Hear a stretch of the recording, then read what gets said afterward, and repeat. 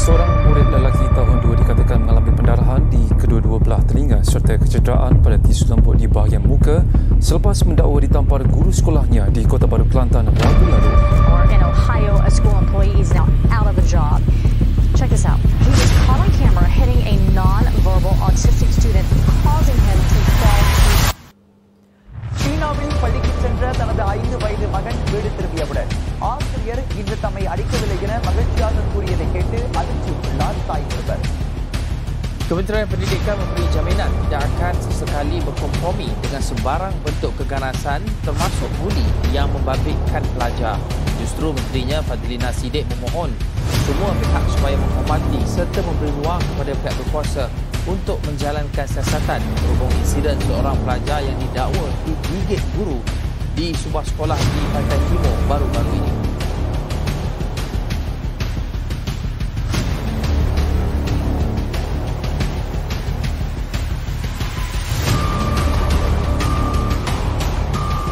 Bismillahirrahmanirrahim. Assalamualaikum warahmatullahi wabarakatuh. Nama saya Syamsul Kumar bin Habib daripada DS14 pelajar PDPP ambilan Oktober 2024. Okey, baiklah, hari ini sebenarnya saya akan sedikit bercerita tentang etika keguruan dan hak asasi kanak-kanak, yang mana ia adalah salah satu keperluan bagi memenuhi subjek profesionalism keguruan EDUP 2132. Baiklah, pertamanya kita akan bincangkan tentang apa maksud etika. Kan kita selalu dengar perkataan etika, tapi kita tahu apa maksud dia. Okey, sebenarnya etika ini ia berasal daripada perkataan Yunani ataupun nama lainnya adalah ethos. Ethos, etika. Yang mana ethos ini dia membawa maksud kebiasaan ataupun kelakuan. Okay, jadi secara amnya etika ini adalah satu kajian tentang prinsip moral kita ataupun ia tentang tingkah laku baik ataupun tingkah laku yang tidak baik serta nilai yang mana mengawal tindakan manusia. Secara amnya kita boleh fahami etika ini adalah satu tingkah laku yang mana telah diterima oleh sekelompok kumpulan. Contohnya bila kita sebut sebagai etika kedoktoran. Jadi tingkah-tingkah laku ini yang mana telah diterima oleh doktor-doktor dan diamalkan oleh para doktor. Sama juga dengan topik perbincangan kita hari ini, iaitu tentang etika perguruan, yang mana tingkah laku ini telah diterima oleh golongan-golongan cikgu-cikgu dan telah diamalkan. Seterusnya kita akan tengok pula maksud dan konsep etika yang mana telah diperkenalkan oleh tokoh-tokoh dunia.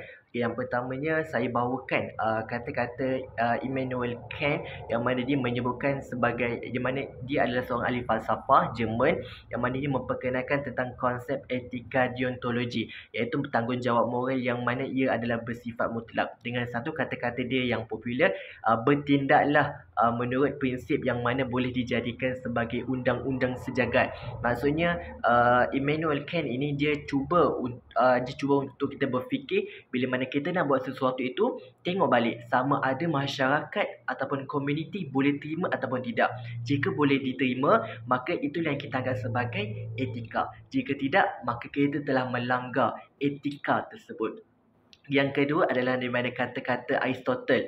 Aristotle ini dia menekankan tentang etika kebajikan ataupun kita panggil sebagai virtue ethics, di mana ia adalah etika berkait rapat dengan pembentukan watak yang baik. Menurutnya, kebahagiaan adalah matlamat akhir manusia. Dengan kata ini, etika ialah tentang mencari kebaikan tertinggi dalam hidup. Maksudnya bila mana dalam hidup ni kita nak tengok apa kebaikan yang kita boleh lakukan kepada masyarakat. Itu yang dimaksudkan oleh etika, yang dimaksudkan oleh Aristotle. Seterusnya saya bawakan pula tokoh konsep etika menurut tokoh yang berada di Malaysia. Yang pertama saya bawakan Syekh Muhammad Naqib Al-Atas, di mana beliau adalah terkenal sebagai seorang tokoh pemikir Islam Malaysia. Di mana kata-kata beliau, di mana Al-Atas dia menyebutkan bahawa adab ialah pengenalan dan pengiktirafan terhadap sesuatu pada tempatnya yang betul serta bertindak sewajar terhadapnya. Jadi sebenarnya menurut Al-Atas ini, dia menyebutkan bahawa etika di dalam agama Islam itu sendiri dia bukan sekadar peraturan luaran. Ini boleh, ini tak boleh, tetapi sebenarnya ia berkait rapat dengan akhlak dan juga adab. Dan menurut al-atas juga, etika ini sebenarnya dia adalah cerminan kepada hubungan antara manusia kita dan juga dengan Tuhan, ataupun manusia dengan manusia, ataupun manusia dengan alam. Contoh etika bagaimana kita nak menjaga pencemaran alam dan sebagainya. Okey, yang keduanya adalah kata-kata daripada Dr. Nick Mustafa Raja Abdullah, di mana beliau menekankan tentang konsep etika dalam konteks pentadbiran dan juga profesionalism. Okey, jadi ini apa? Etika ini menurut beliau adalah satu sistem nilai dan prinsip yang mana perlu dihayati oleh individu dalam melaksanakan tanggungjawab sosial, khususnya dalam sektor awam dan juga pendidikan. Maka Dr. Nick Mustafa ini dia terus menekankan kepada dalam dua konteks, iaitu yang pertama adalah etika dalam konteks pentadbiran, yang kedua adalah etika dalam konteks profesionalism. Tak kisahlah perguruan ataupun kedoktoran dan sebagainya. Kita dah tengok secara umum apa maksud etika. Okey, sekarang ni kita akan pergi lebih mendalam dengan kita akan tengok pula tentang apakah yang dimaksudkan tentang konsep kod etika perguruan. Apa benda ni? Okey, kita akan tengok sedikit. Okey, di mana kod etika ini sebenarnya ia menetapkan nilai-nilai profesional seperti kejujuran, keadilan, tanggungjawab dan hormat menghormati. Cikgu ni sebenarnya dia bukan sahaja menjadi berperanan sebagai pendidik, masuk kelas, mengajar, lepas tu keluar. Korang masuk kelas balik, keluar, balik. Esok dalam sekolah lagi mengajar dan sebagainya. Tidak. Tetapi sebenarnya dia juga sebagai pembentuk sasiah dan juga teladan kepada murid. Oleh itu tingkah laku guru ini adalah sentiasa mencerminkan imej profesionalism yang tinggi.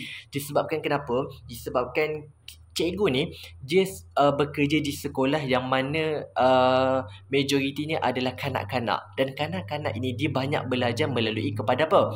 Kepada penglihatan. Dia tengok, oh macam ini cikgu punya, oh macam ini boleh, oh macam ini tidak boleh dan sebagainya. Jadi sebab itu cikgu-cikgu ini sebenarnya dia mempunyai satu konsep ataupun satu kod etika perguruan yang perlu dipatuhi supaya murid-murid ini dia tengok dan dia dapat amalkan sesuatu yang baik.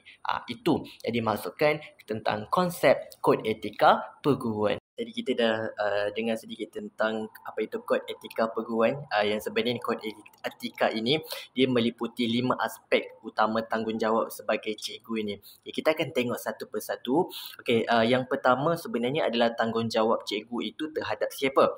Terhadap murid ataupun terhadap pelajar. Di mana cikgu ini dia bukan setakat mengajar, tapi tanggungjawab cikgu ini sebenarnya dia adalah untuk memastikan kebajikan, keselamatan dan juga perkembangan murid sentiasa diberi keutamaan.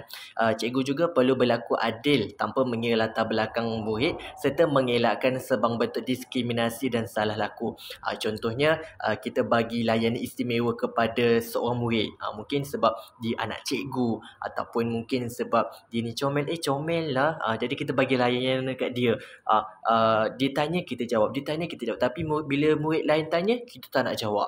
Jadi sebenarnya ini adalah salah satu kesalahan yang mana boleh menjejaskan emosi murid, ataupun mungkin kita menjatuhkan hukuman. Tak salah bagi hukuman, tapi kita bagi hukuman yang mana ia telah melampaui ataupun ia berlebihan. Okey, kita tengok pula kepada yang kedua, yang mana yang kedua ini sebenarnya ia adalah tanggungjawab terhadap ibu bapa dan juga masyarakat. Sekolah ni, cikgu ni dia bukan hanya kita berjumpa dengan murid, tapi kita juga sebenarnya kita terlibat dengan ibu bapa dan kita juga terlibat dengan masyarakat. Okay, jadinya guru perlu menjalin hubungan profesional yang baik dengan ibu bapa dan masyarakat. Ini termasuklah memberi maklumat yang tepat tentang perkembangan murid serta bekerjasama dengan komuniti untuk memajukan pendidikan. Jadi guru juga berperanan sebagai ejen perubahan sosial sebagai penyampai ilmu dan juga nilai murni kepada masyarakat. Kita boleh sebutkan macam TS25 kan, di mana TS25 ini dia ada 3 entiti utama. Ada cikgu, ada ibu bapa dan juga ada masyarakat. Maka inilah sebenarnya 3 pusingan yang mana saling memerlukan, dan cikgu ini bertanggungjawab untuk memberikan perkembangan yang sebetulnya kepada ibu bapa ini. Okey, yang ketiga adalah tanggungjawab terhadap rakan sekerja dan juga terhadap pekerjaan kita.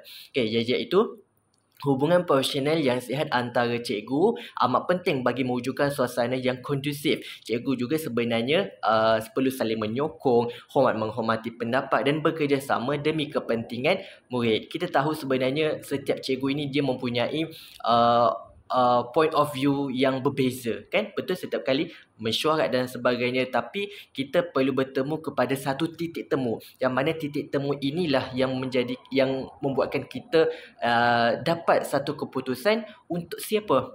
Untuk anak-anak murid kita juga. Jadi kadang-kadang kita perlu menurunkan sedikit ego kita dan menerima juga pendapat orang lain. Sebab tak best sebenarnya kalau mana kita bekerja tapi kita bergaduh dengan rakan sekerja, bergaduh dengan cikgu ini, bergaduh dengan cikgu ini. Jadi dia sesuatu yang tidak seronok sebenarnya. Okey, yang keempat adalah tanggungjawab terhadap diri kita juga dan juga terhadap profession ini. Profession perguruan.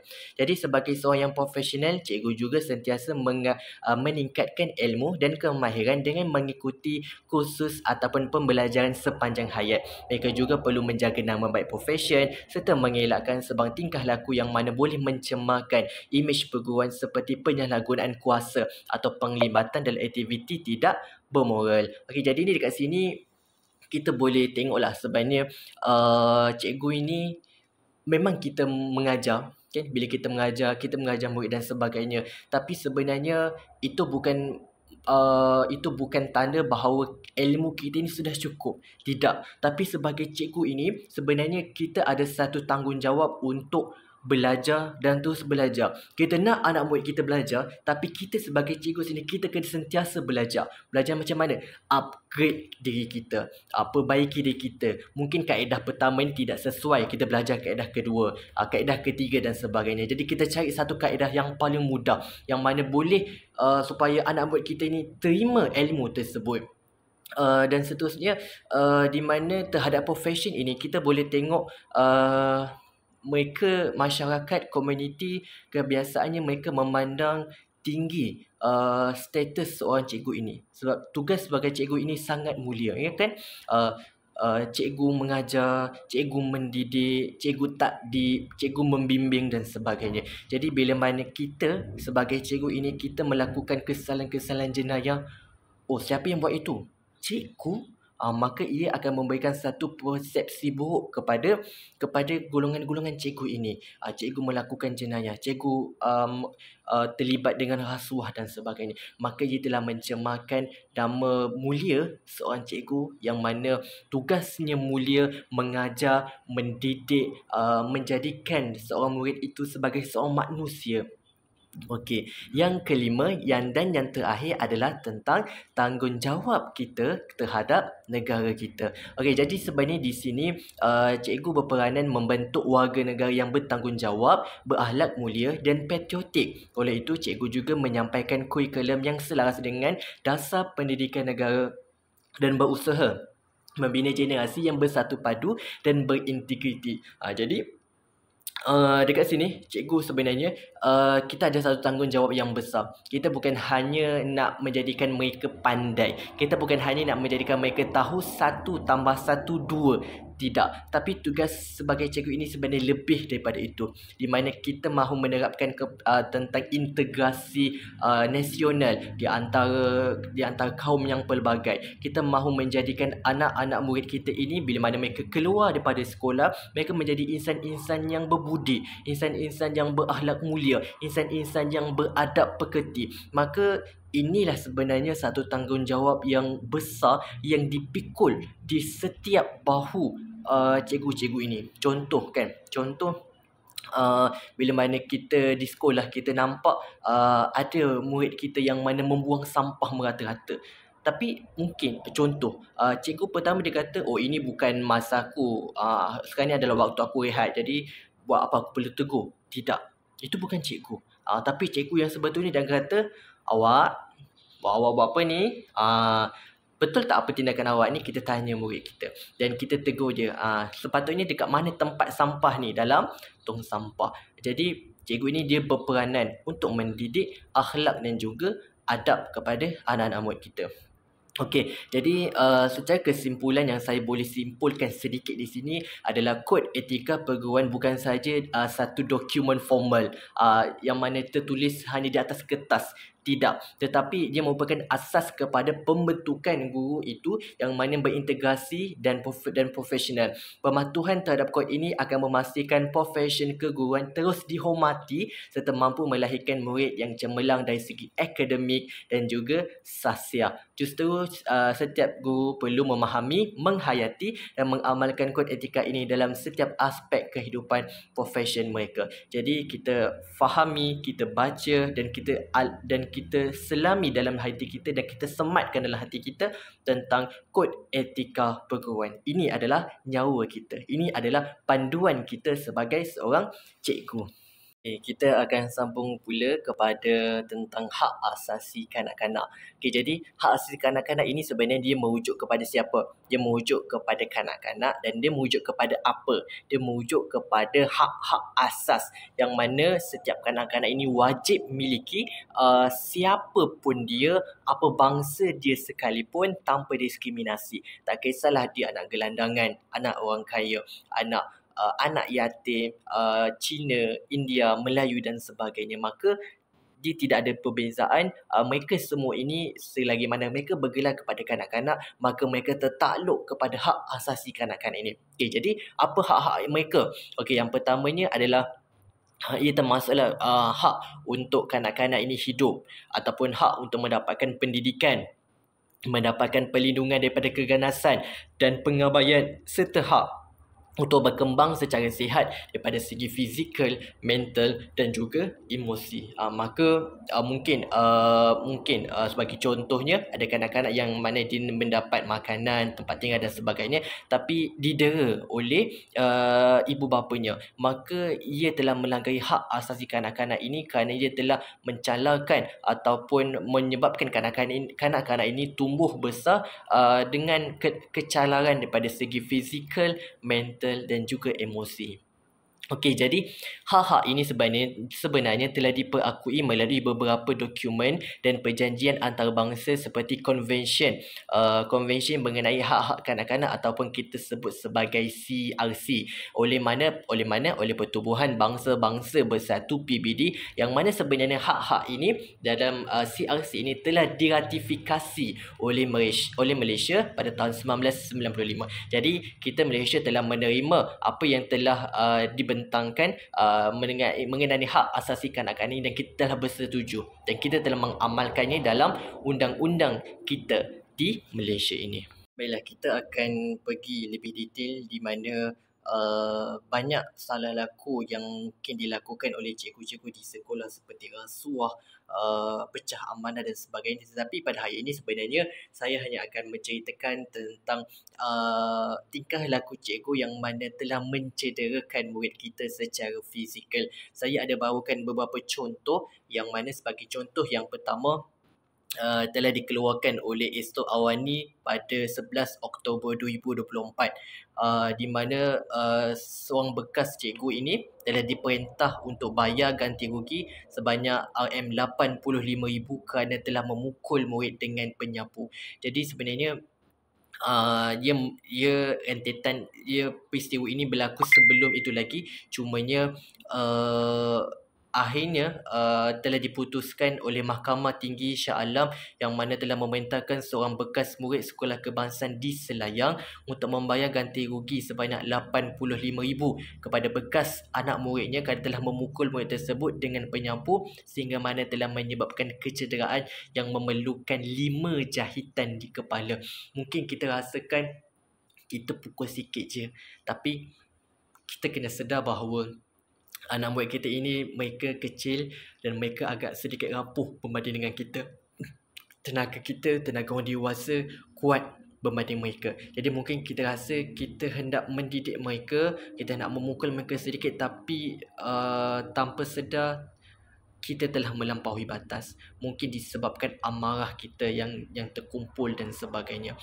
Okay, yang kedua pula telah dikeluarkan oleh Sinar Harian pada 11 Disember 2024 juga, di mana seorang murid lelaki berusia 12 tahun di Ipoh telah mengalami kecederaan kokliar selepas didakwa ditampar dan ditumbuk oleh gurunya, menyebabkan dia terpaksa menerima rawatan di hospital.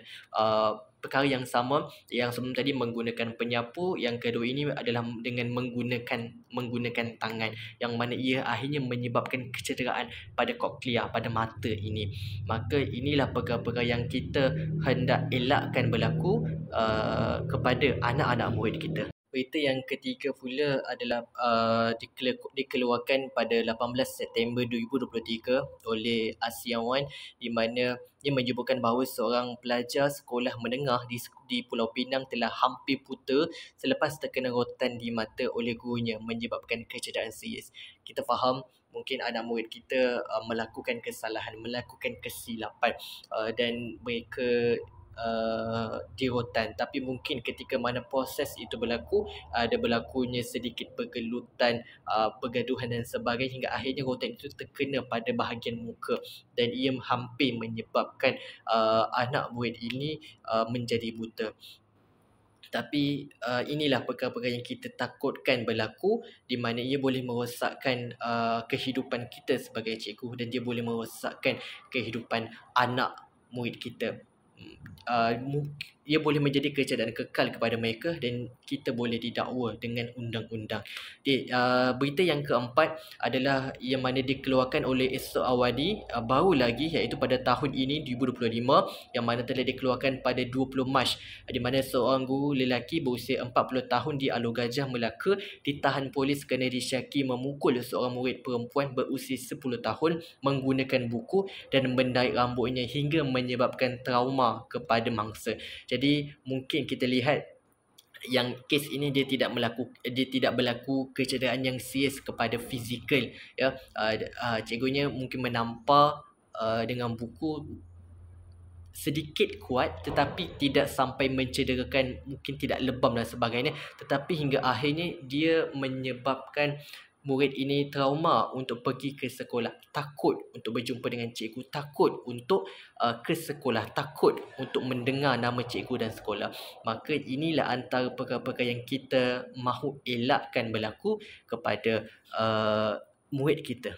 Baik, tadi kita dapat lihat pelbagai bentuk hak asasi kanak-kanak. Cumanya pada saat dan ketika ini kita akan pergi kepada dengan lebih detail, yang mana kita akan membincangkan tentang salah laku cikgu, salah laku guru ini daripada aspek keganasan ataupun daripada aspek yang mana perbuatan cikgu ini telah mencederakan anak murid. Jadi antara contohnya, yang pertama adalah memukul dengan menggunakan objek yang keras. Kedua, merotan sehingga mana dia telah meninggalkan kesan fizikal seperti lebam, luka ataupun trauma kepada murid tersebut. Dan yang ketiga adalah mendera secara mental dan juga emosi. Jadi sebagaimana yang saya sebutkan tadi, menurut konvensyen mengenai hak kanak-kanak ataupun CRC, sebenarnya kanak-kanak berhak untuk dilindungi daripada segala bentuk keganasan fizikal ataupun mental, kecederaan ataupun penderaan, pengabaian ataupun penganiayaan. Okay, jadi ni di sini undang-undang ini ataupun peraturan ini bukan hanya tertakluk kepada ibu bapa, tetapi ia juga terpakai kepada mereka golongan dewasa dan juga kepada cikgu-cikgu di sekolah. Jadi kita ada batas dia. Kita nak bagi hukuman macam mana, ada line yang memisahkan. Baiklah, kita akan tengok pula perspektif undang-undang di Malaysia. Bagaimana undang-undang di Malaysia ini kita melindungi kanak-kanak atau kita melindungi murid. Kita akan tengok kepada dua undang-undang. Yang pertama adalah Akta Kanak-kanak tahun 2001 yang mana telah dipinda pada tahun 2016, iaitu menurut Seksyen 31-1-A, yang mana ia menyebutkan bahawa mana-mana orang yang mempunyai pemeliharaan terhadap kanak-kanak dan mencederakan menekan atau mendedahkan mental kepada mendedahkan mereka kepada risiko kecederaan, boleh dihukum penjara ataupun denda. Sebagai contoh, anak yatim yang mana dijaga oleh pakciknya, ya, dia dijaga oleh pakcik ni, yang mana pakcik ni dia mendapat hak pemeliharaan tetapi dia melakukan penderaan fizikal ataupun mental, maka pakcik ini dia boleh dikenakan dengan Akta Kanak-Kanak tahun 2001 pindaan 2016. Yang kedua ini adalah penting, yang mana ia adalah satu garis panduan disiplin guru yang telah dikeluarkan oleh KPM, yang mana dia menetapkan bahawa hukuman fizikal yang mencederakan murid sebenarnya adalah dilarang, tidak dibenarkan sama sekali. Jadi cikgu ini dibenarkan merotan dengan kawalan. Dia ada kawalan, merotan itu masih ada, tetapi di dalam kawalan. Maksud kawalan ini adalah bukan semua cikgu ini dibenarkan untuk merotan. Hanya beberapa entiti seperti guru disiplin ataupun guru besar sahaja yang dibenarkan untuk merotan. Itu pun ada panduan dia, yang mana hanya boleh dilakukan ke atas kesalahan berat sahaja dan tidak boleh menyebabkan kecederaan, ataupun maksud kecederaan ini adalah luka sampai bernanah dan sebagainya. Maka merotan ini dibenarkan dengan bersyarat kepada individu-individu tertentu dengan kawalan, yang mana merotan ini adalah untuk mendidik, ya, adalah untuk mendidik, bukannya untuk mencederakan kanak-kanak. Sebab mereka ini adalah mereka golongan yang saya boleh sebut sebagai golongan yang rapuh, golongan yang kecil lagi kan. Mereka ini masih boleh dibentuk dan sebagainya. Maka badan mereka ini rapuh, kecil dan sebagainya. Sedangkan kita ini kuat. Orang dewasa ini kita kuat. Jadi kadang-kadang mungkin kita rasa kita pukul sikit, tapi tenaga kita sebenarnya lebih kuat berbanding mereka, dan dia telah mencederakan mereka. Yang mana mungkin awalnya hanya memberikan kesan fizikal, tetapi mungkin secara dalaman mereka juga terkesan daripada segi emosi. Mereka takut untuk pergi ke sekolah, mereka takut untuk mendengar nama cikgu dan sebagainya. Maka ini yang kita tak nak berlaku kepada anak-anak murid kita pada hari ini. Baiklah, seterusnya kita akan tengok kepada implikasi tindakan guru yang mana mencederakan murid secara fizikal pada hari ini. Sebagai contohnya, yang pertamanya, dia akan memberikan trauma psikologi dan juga ketakutan terhadap sekolah. Mungkin terutamanya kepada mereka yang masih berada di golongan kanak-kanak, tadika ataupun di sekolah rendah tahap 1. Mereka takut untuk mendengar nama sekolah. Mereka tak nak pergi ke sekolah, tak nak jumpa cikgu, tak nak dengar nama cikgu dan sebagainya. Kerana ia memberikan satu trauma ataupun satu ketakutan kepada mereka dengan nama-nama tersebut. Yang keduanya adalah kemerosotan keyakinan diri dan juga tahap akademik, prestasi akademik. Ialah sebab mana mereka ini dah tak nak pergi ke sekolah, jadi mereka ni akan banyak ketinggalan berbanding dengan rakan-rakan yang lain. Jadi akhirnya akan menyebabkan kepada kemerosotan daripada segi prestasi akademik mereka. Yang ketiganya adalah kehilangan hormat terhadap cikgu dan juga institusi perguruan. Jadi kehilangan hormat ini bukan sahaja daripada segi kanak-kanak ini, tetapi mungkin ibu bapa dan juga komuniti akan mula hilang respect, hormat cikgu macam ni, sebagai contohnya.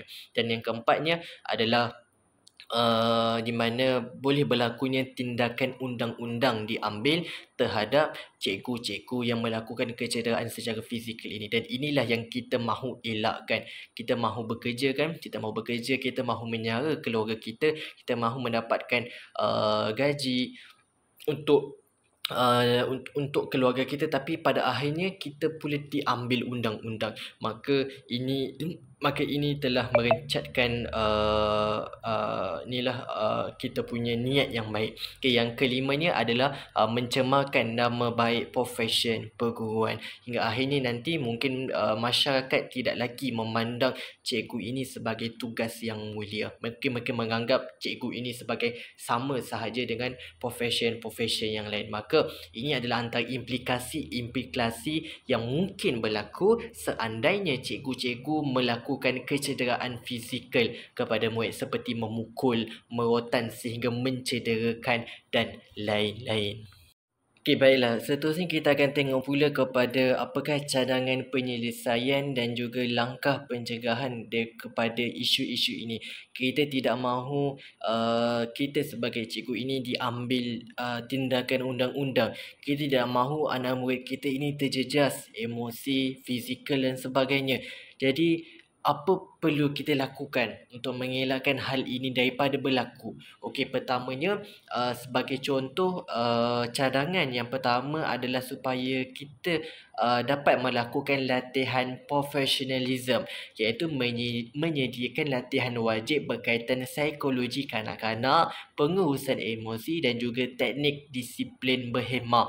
Contohnya kursus berkredit tahunan yang mana dianjurkan oleh KPM ataupun IPG. Ia termasuklah seperti contoh ceramah ataupun contoh seminar dan sebagainya, yang mana macam saya sebut cikgu ini, di mana kita belajar sepanjang hayat, belajar dan terus belajar. Maka ini adalah antara latihan-latihan profesionalism yang mana boleh meningkatkan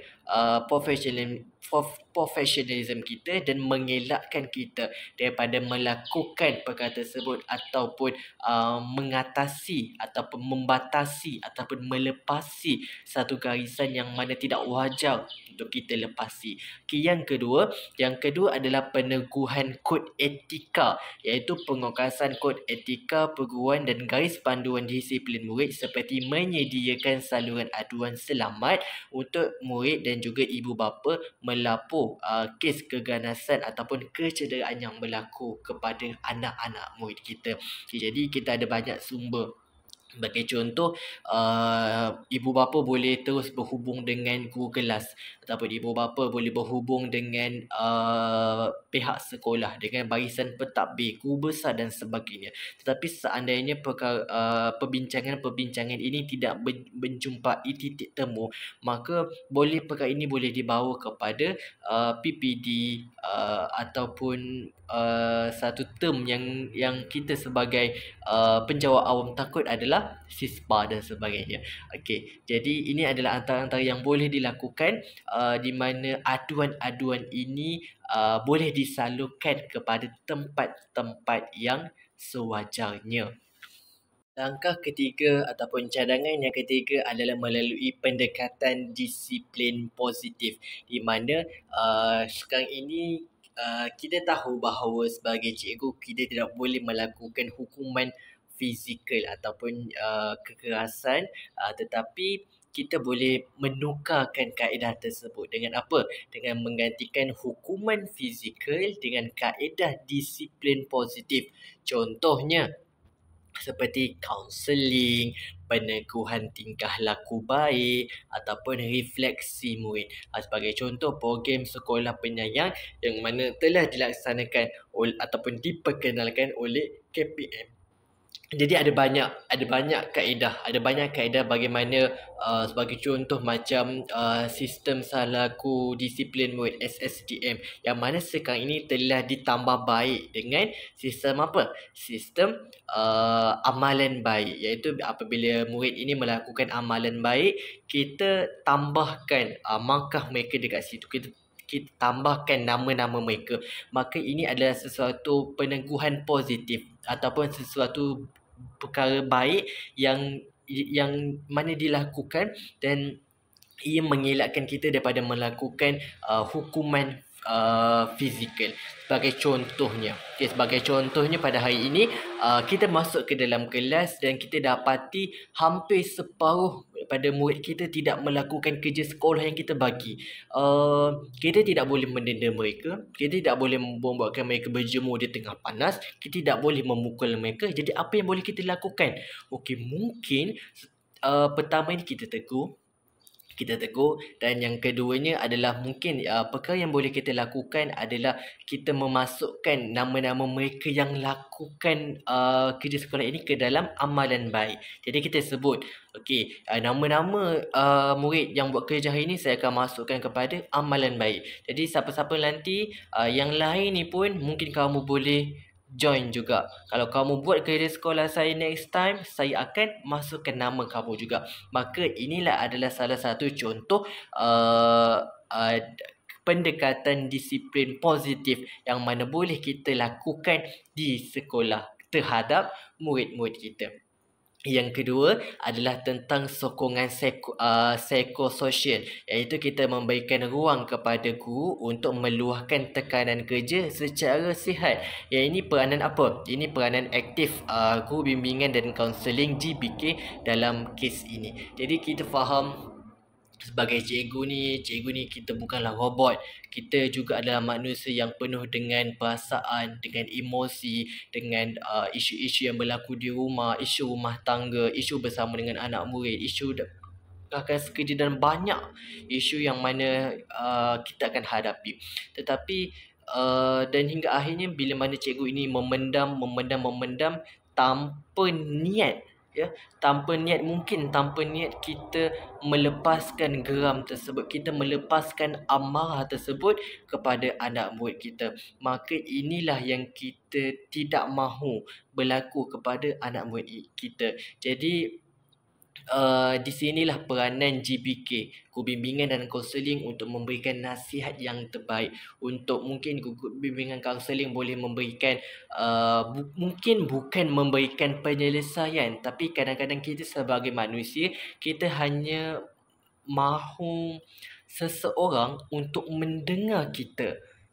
Jadi mungkin di sinilah peranan GBK dalam menangani tekanan emosi yang dihadapi oleh cikgu-cikgu di sekolah. Baiklah, kita akhirnya sudah sampai kepada penutup. Secara kesimpulannya, yang saya boleh simpulkan di sini adalah bahawa hak asasi kanak-kanak adalah tanggungjawab semua pihak, dan itu juga adalah tanggungjawab kita sebagai cikgu yang berada di sekolah. Dan tindakan kita yang mungkin mencederakan murid kita, yang bukan sahaja menyalahi etika profesion keguruan, tapi juga kita telah menyalahi undang-undang, dan juga kita telah menyalahi ataupun membatasi ataupun telah melepasi garisan hak asasi manusia. Di sini adalah hak asasi kanak-kanak.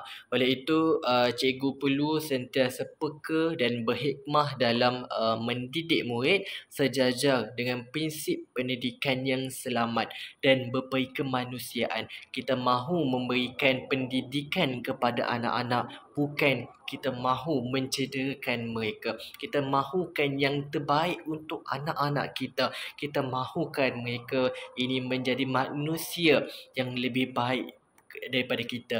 Kita mahukan mereka nanti mengenang jasa-jasa kita sebagai cikgu yang mampu mengubah mereka daripada mungkin seorang murid yang nakal sedikit kepada murid yang lebih baik, kepada manusia yang lebih baik.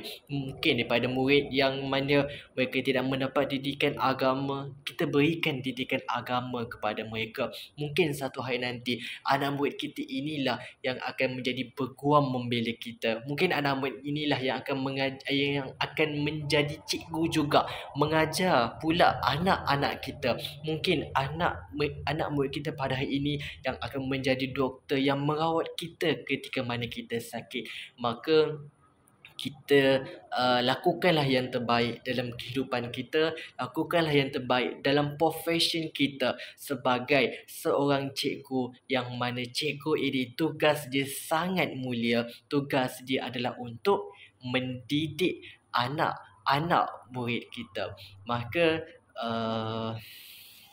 dan ini pula adalah rujukan, ada 3 slide rujukan yang mana saya ambil ada beberapa daripada buku, daripada artikel, daripada akhbar-akhbar untuk mencari berita-berita kecederaan fizikal yang dilakukan oleh guru pada 5 tahun sebelum dan sebagainya. Jadi ini adalah sumber-sumber rujukan, boleh dilihat dan boleh dijadikan sebagai rujukan semula untuk semua yang melihat video ini.